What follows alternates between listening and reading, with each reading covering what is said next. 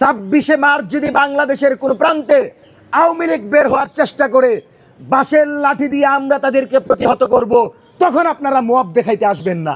চাঁদাবাজি অবিলম্বে বন্ধ করতে হবে। এক্ষেত্রে সামরিক বাহিনীর মাধ্যমে বিশেষ অভিযান পরিচালনার আহ্বান জানাচ্ছি।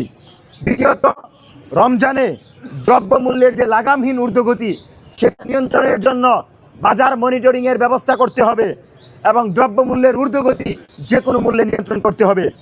জুলাই গণ অভ্যুত্থানে যে সকল সাংবাদিকরা জুলাইয়ের পক্ষে ছিলেন তাদেরকে কোনো ট্যাগিং দিয়ে তাদেরকে চাকরি থেকে বের করে দেওয়া যাবে না।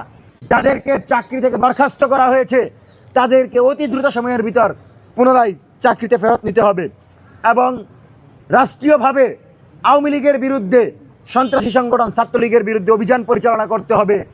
বাংলাদেশের কোনো প্রান্তে আওয়ামী লীগের অফিস খুলে দেওয়া যাবে না। বাংলাদেশের কোনো শহীদ মিনারে আওয়ামী লীগকে ফুল দেওয়ার সুযোগ দেওয়া যাবে না।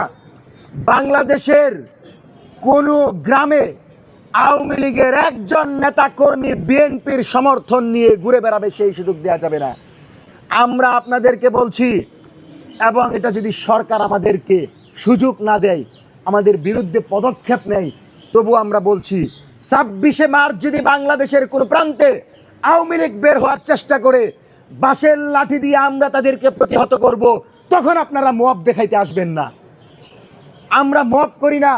যারা সন্ত্রাসী করে বাংলাদেশের জনগণের বিপরীতে গিয়ে আমার রাষ্ট্রের বিরুদ্ধে ষড়যন্ত্র করে তাদেরকে প্রতিহত করার জন্য যদি আবারও মাঠে নামতে হয়, আবারও আমাদেরকে জুলাইয়ের মতো মাঠে এসে স্লোগান দিতে হয়, আমরা নামতে রাজি আছি।